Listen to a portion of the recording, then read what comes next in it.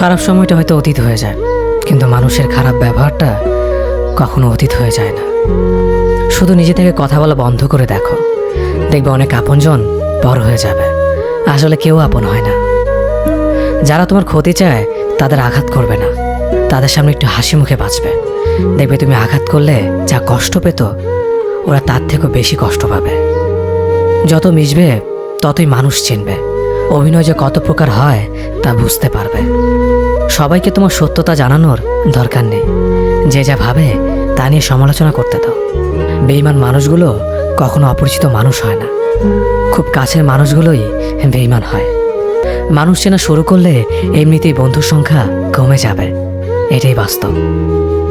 3টি কথা মনে রাখবেন: যে তোমাকে সাহায্য করে তাকে কখনো ভুলে যেও না, যে তোমাকে ভালোবাসে তাকে কখনো ঘৃণা করো না, যে তোমাকে বিশ্বাস করে তাকে কখনো ঠকিও না।